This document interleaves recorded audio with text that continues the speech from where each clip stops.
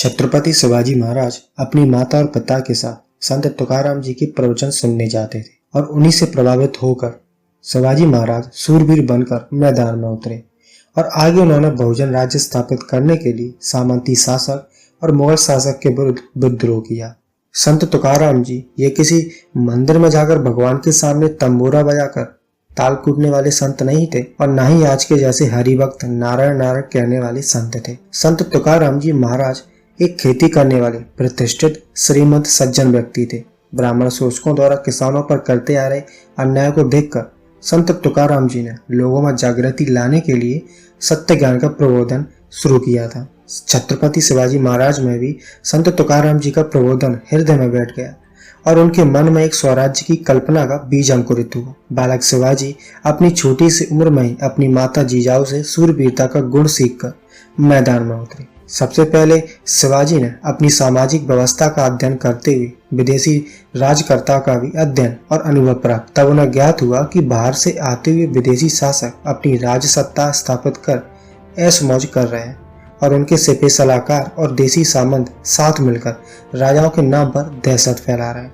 शिवाजी महाराज ने इस बात को गंभीरता से लेते हुए अपने स्वतंत्र राज्य निर्मित करने का विचार अपने साथियों के बीच रखा, जिनमें अपनी स्वयं की सत्ता और अपने बहुजन समाज का राज्य हो। इसके लिए धनगर, रामोसी, महार, मांग और धर्मांतरित मुस्लिम युवकों की एक टोली बनाकर उस सबों के दिलो दिमाग में जोश और हाथ में तलवार देकर प्रशिक्षित किए और करवाए।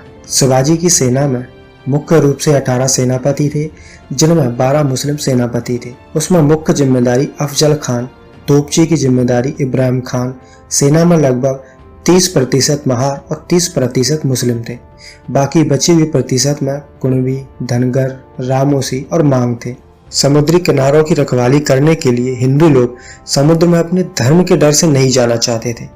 इस वजह से पूरी समुद्री इलाके की सुरक्षा की जिम्मेदारी नूर खान ने ले रखी थी। ऐसी बनावट थी शिवाजी महाराज की लड़ाकू फौज की। शिवाजी महाराज उस जमाने में शूद्रों के पहले युवक थे, जिन्होंने मनुस्मृति को तोड़कर अपने बहुजन समाज के हित के लिए बहुजन समाज के हट्टे कट्टे युवाओं की सेना तैयार की थी। 16 वर्ष की आयु से लेकर 53 वर्ष की आयु तक के सफर में बहुजनों का बहुत बड़ा साम्राज्य स्थापित कर चुके थे।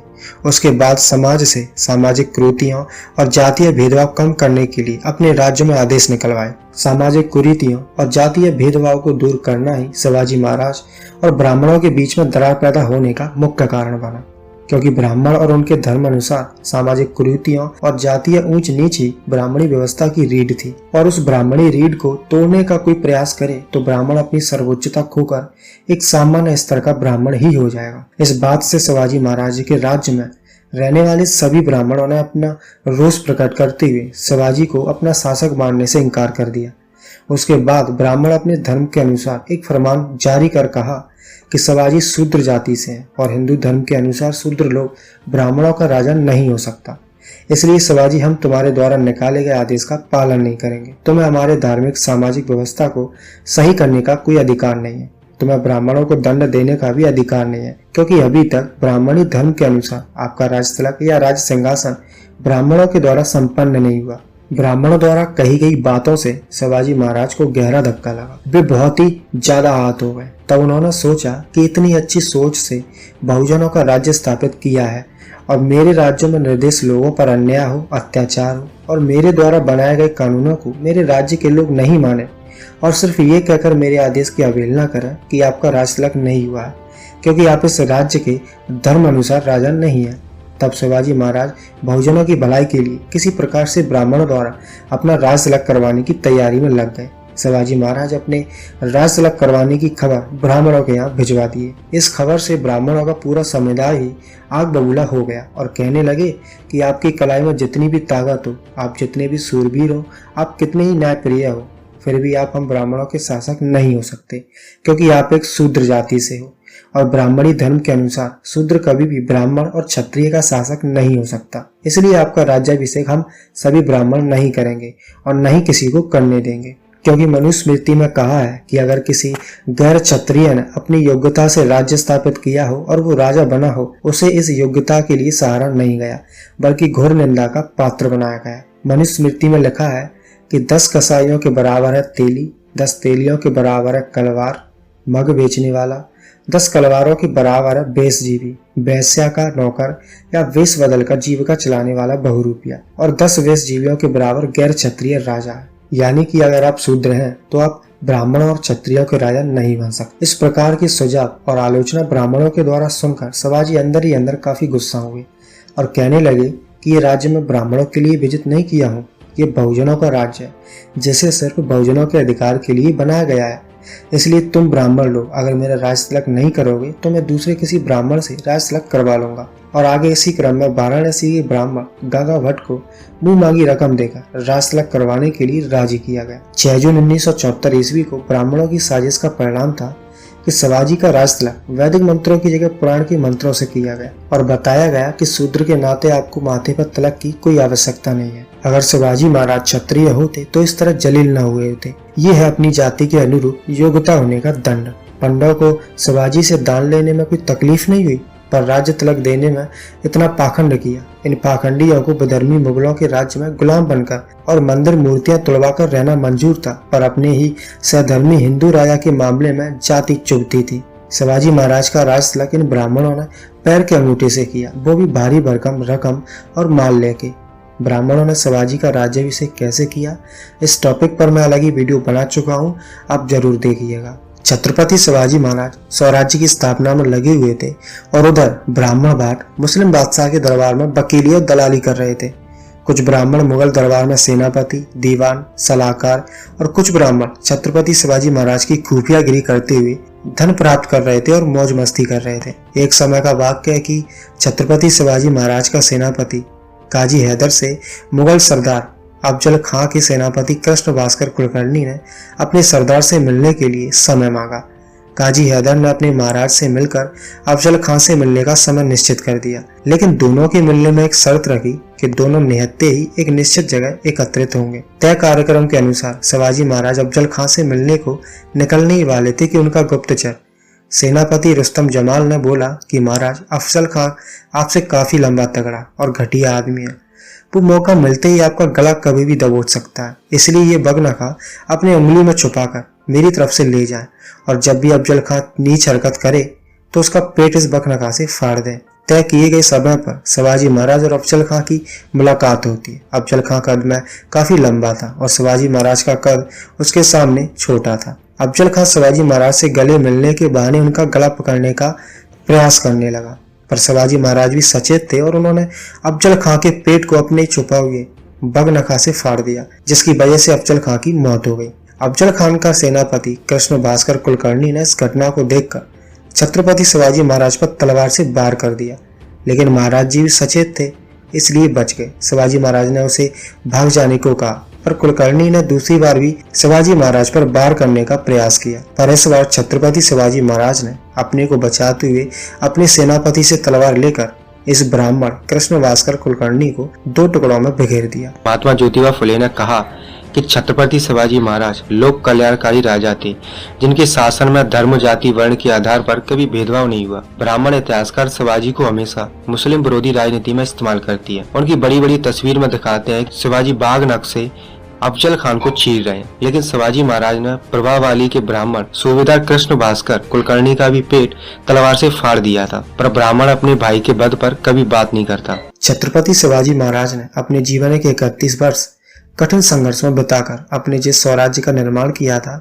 उसे ब्राह्मणों ने एक साजिश के तहत राज्यारोहण से मात्र 6 साल बाद ही शिवाजी महाराज की छल पूर्वक हत्या कर दी। कुछ दूर इतिहासकार शिवाजी महाराज की मृत्यु का कारण घुटने की बीमारी बताते हैं, पर शिवाजी महाराज घुटने की बीमारी से मरे ये मान लेना बहुत ही मूर्खता की बात होगी, क्योंकि घुटने की बीमारी से किसी की मृत्यु नहीं होती।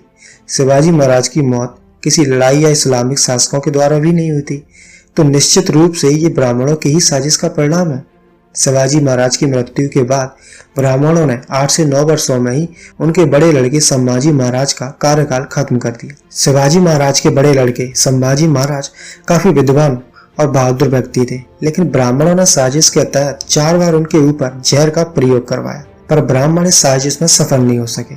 इससे चिढ़कर ब्राह्मणों ने आखिर में संभाजी महाराज को औरंगजेब के सैनिकों के हाथों पकड़वा दिया औरंगजेब ने बहादुर संभाजी महाराज के साथ एक राजा जैसा सलूक करते हुए बंदी गृह में रखा और उनके साम्राज्य को अपने अधीन करते हुए संभाजी महाराज को तड़ी पार करने का आदेश दिया। पर ब्राह्मणों ने औरंगजेब से संभाजी महाराज को छोड़ने पर प्रश्नवाचक चिन्ह लगाते हुए कहा, हुजूर, अगर आप संभाजी को छोड़ देंगे तो ये हम ब्राह्मणों को कतई नहीं छोड़ेगा।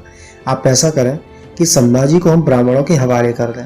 हम लोग इसे मनुस्मृति कानून के अनुसार सजा देकर छोड़ देंगे। रोमन तिथि के अनुसार 11 मार्च 1689 ईस्वी को छत्रपति संभाजी महाराज को ब्राह्मणों ने मनुस्मृति के अनुसार नाक, कान और चमड़ी उधेड़ते हुए हत्या कर दी और उसके बाद उनके सर को भाले में लटकाकर ब्राह्मणों ने अपने गांव में जुलूस निकालकर शक्कर बांटकर खुशी मनाई थी। मृतक संभाजी के सर को भाले पर लटकाकर ब्राह्मणों ने ये संदेश दिया कि आज से कोई भी स्वराज्य के लिए आंदोलन करेगा तो उसका भी हश्र संभाजी के जैसा ही किया जाएगा। गुड़ी पड़वा शब्द का अर्थ मराठी में गुड़ी यानी किला और पड़वा यानी गिराना या पाड़ना है, यानी कि किला या साम्राज्य को गिराना या कब्जा करना जैसा ही किया जाएगा। इससे आज भी सांकेतिक रूप से ब्राह्मणों द्वारा एक बांस या भाले में सर के जैसा प्रतीकात्मक रूप से लोटा को उल्टा करके लटकाया जाता है और उसके साथ में बांस के सहारे महिलाओं का साड़ी या ब्लाउज भी बांधा जाता है। इस परंपरा पर ब्राह्मणों की ऐसी मान्यता है कि हमारी मनुस्मृति के खिलाफ जो भी स्वराज्य या शासन चलाने की सोच रखेगा उसका हश्र ऐसा ही करते हुए बांस से उल्टा लटका देंगे। और साड़ी ब्लाउज बांधने का अर्थ है कि तुम्हारी घर की महिलाओं का सम्मान भी अपने अधीन कर लेंगे। ब्राह्मण समाज इस परंपरा को उसी समय से मनाते चले आ रहा है और इस निश्चित दिन को संभाजी की हत्या और अपनी विजय जुलूस की खुशी से मनाते हुए शाम को गुड़ी को उतार देता है और रात में मिष्ठान भोजन का आनंद लेता है। आगे उसी दिन को ब्राह्मणों ने महाराष्ट्र में गुड़ी पड़वा उत्सव का नाम देकर मनाने लगे। इस प्रकार छल कपट द्वारा शिवशाही का अंत करते हुए ब्राह्मणों ने पेशवाई यानी ब्राह्मण राज कायम किया। पेशवाई में शिवशाही के ब्राह्मणी नौकर चाकरी उस स्वराज्य का मालिक बन गया था। ब्राह्मणों ने उस पेशवाई शासन से ही शिवाजी महाराज के इतिहास को गायब करना शुरू कर दिया। इसका स्पष्ट उदाहरण ये है कि ब्राह्मणों ने अपने पेशवाई काल से लेकर अंग्रेजी काल तक यानी 200 सालों तक कभी भी शिवाजी महाराज की जयंती, उत्सव या स्मृति दिवस नहीं मनाया था। इतना ही नहीं, शिवाजी महाराज को कहाँ दफनाकर समाधि बनाया इस बात की भी जानकारी ब्राह्मणों ने किसी को नहीं दी थी। उन्हें वह था कि शिवाजी महाराज की भावना से बंद कर फिर से बहुजनों में कहीं क्रांति न आ जाए। फिर आज शिवाजी महाराज की समाधि मिली कैसे? शिवाजी महाराज की समाधि आखिर ढूंढी किसने? तो महाराष्ट्र सरकार का अभिलेख कहता है कि 1826 ईस्वी में वीरेंद्र डफ नाम के अंग्रेज शोधक ने मराठा कालीन इतिहास नाम से एक शोध पुस्तक लिखा था। उस किताब की जानकारी महात्मा ज्योतिबा फुले को लग गई थी। उन्होंने उस पुस्तक में लिखी बातों के आधार पर रायगढ़ के जंगलों में जाकर काफी मेहनत की। उसके बाद उन्हें जंगली झाड़ियों में छुपी हुई शिवाजी महाराज की समाधि मिली। यानी पेशवाई शासन के 150 सालों तक कोई भी ब्राह्मण किसी को जानने तक नहीं दिए कि शिवाजी महाराज की समाधि आखिर थी कहाँ। फिर उन्होंने उसका पुनरुद्धार किया। ये बात रायगढ़ के आसपास आग की तरह फैल गई। पास के गांव से भाट ब्राह्मण आकर ज्योतिबा फुले द्वारा अर्पित फूलों को अपने पैरों से रौंदते हुए ज्योतिबा फुले पर आग बबूला हो उठे और चिल्लाने लगे कि तुमने शूद्र शिवाजी को देव कैसे बनाया? क्या शिवाजी तेरा बाप है? तुम उसकी पूजा क्यों कर रहे हो? क्या तुम ब्राह्मण हो? ये ब्राह्मणी अधिकार है। इस समय रायगढ़ का पुजारी मैं ब्राह्मण हूँ। मेरे इजाजत के बिना तुम शूद्र राजा की पूजा कैसे कर सकते हो? उन ब्राह्मणों की इन घटिया बातों को सुनकर ज्योतिबा फुले जी चिढ़ गए और गुस्से में आकर कहने लगे कि शिवाजी महाराज का पुण्य प्रताप है कि तुम ब्राह्मण पेशवाओं को सत्ता मुफ्त में मिल गई है। तुम ब्राह्मणों की इतनी हिम्मत नहीं कि उनकी समाधि पर चढ़े फूलों को पैरों से फेंकते हो। तुम सभी गिरे हुए ब्राह्मण उस निजाम आदिल शाह मुगल से राज सत्ता क्यों नहीं छीने? उल्टे उस मुगल के तलवे चाटते रहे, उसके दलाल बनकर जीते रहे। आज तुम हमारे बहुजनों के प्रतिपालक आदर्श राजा को छलकपट से मारकर उनका स्वराज्य हड़प लिए और तुम लोग 200 वर्षों बाद भी इनका अपमान और तिरस्कार करना नहीं भूले हो। ज्योतिबा फुले की प्रसिद्धि से घबराकर ब्राह्मणी भाट उनसे उलझना ठीक नहीं समझे। 1869 ईस्वी को महात्मा ज्योतिबा फुले जी और बहुजनों द्वारा छत्रपति शिवाजी महाराज की प्रथम जयंती बहुत ही धूमधाम से मनाई गई। ज्योतिबा फुले जी द्वारा समाज में लाई गई जागृति से शिवाजी महाराज की जयंती दिन प्रतिदिन उनके चाहने वालों में फैलती गई, जिससे ब्राह्मण फिर चिंतित होने लगे। आगे चलकर पुनः ब्राह्मणों ने भी इस जयंती में अपनी भागीदारी दिखाकर शिवाजी जयंती का अपहरण कर लिया। शिवाजी जयंती का ब्राह्मणीकरण होने लगा। महाराष्ट्र में बड़े ही धूमधाम से मनाया जा रहा ये गणेश उत्सव और कुछ नहीं, बहुजन समाज को जागृत करने के लिए शिवाजी महाराज की याद में ज्योतिबा फुले जी द्वारा शुरू किए गए शिवाजी जयंती के प्रभाव को दबाने के लिए शुरू की गई प्रतिक्रांति है। शिवाजी महाराज की मृत्यु के बाद ज्योतिबा फुले ने ही उनकी समाधि खोज निकाली थी और उसके बाद शिवाजी महाराज की गौरव गाथा की प्रशस्ति के रूप में पेवाड़ा लिखा गया था। ज्योतिबा फुले जी शिवाजी जयंती के नाम पर बहुजन समाज को जागृत करने के लिए लगाई हुई चिंगारी अब धीरे धीरे आग बन रही थी। इस महोत्सव में लोग काफी संख्या में जागृत हो रहे थे, जिसकी वजह से कट्टर पाखंडी लोगों में डर फैलने लगा था कि कहीं उनका धंधा मंदा ना हो जाए। इसलिए कट्टर मनोरोगियों के इशारे पर पिछड़े समाज का ध्यान बटाने के लिए भट्ट तिलक के द्वारा 1893 और 94 से सार्वजनिक गणपति महोत्सव की शुरुआत की गई। ये बात खास है, इस पर आप लोग ध्यान दें, क्योंकि 1893 और 94 के पहले भारत में गणेश उत्सव मनाया ही नहीं जाता था और इसके कोई भी प्रमाण इतिहास में मौजूद ही नहीं है। कहा जाता है कि भट्ट तिलक का ये गणेश उत्सव अंग्रेजों के खिलाफ लोक जागृति फैलाने के लिए था, लेकिन ये सरासर गलत है। गणेश उत्सव पिछड़ों में बढ़ रही क्रांति को दबाने के लिए की गई प्रतिक्रांति ही थी। 1890 में राष्ट्रपिता ज्योतिबा फुले जी का निधन हो गया और इसके बाद हर साल गणेश उत्सव का इतना व्यापक प्रचार किया गया कि लोग दिलो दिमाग से ज्योतिबा फुले की क्रांति और शिवाजी जयंती भूलते चले गए और बस उसकी जगह गणेश उत्सव ने ले ली। ब्राह्मणवाद की वजह से ही तो ये देश हर बार बाहरी लोगों से हारते रहे। तो दोस्तों, इस वीडियो को ज्यादा से ज्यादा शेयर करें ताकि सबको पता चल सके कि ये भारत बहादुरों की धरती है जहां हमेशा ही वीर जन्म लेते हैं, लेकिन ब्राह्मण धर्म ने उन्हें हमेशा ही धार्मिक गुलाम बनाए रखा और उन्हें वर्ण जाति में बांटकर उनका मनोबल भी गिराया और बस मुट्ठी भर विदेशी आक्रांताओं के सामने इनके धर्म के कारण भारतवर्ष के बहादुर भी हारने के लिए मजबूर हुए। दरअसल जिन बहुजनों को अंग्रेजों के आने के बाद शिक्षा का अधिकार मिला था, उसके पहले उनके पुरखों के साथ क्या हुआ, उनका असल इतिहास क्या था, ये कहाँ से पता होगा। तो सोचिए इन्हें मूर्ख बनाना कितना आसान रहा होगा। गुड़ी पड़वा के नाम पर ब्राह्मणों ने ये जीत का जश्न मनाया और फिर बाद में बहुजनों को झूठी कहानी सुनाकर ये झुंझुना पकड़ा दिया। अब बहुजन भी ये जश्न मनाता है ताकि ब्राह्मण बहुजनों को सालों साल मूर्ख बनाकर हराम के पैसे चढ़ावे से इनका पेट पलता रहे। हमारे जो भी साथी इन ब्राह्मणवादियों के फर्जी कहानी को उत्सव के रूप में मना रहे हैं, उन तक ये वीडियो जरूर पहुंचा और आप इस वीडियो को ज्यादा से ज्यादा शेयर जरूर करिए।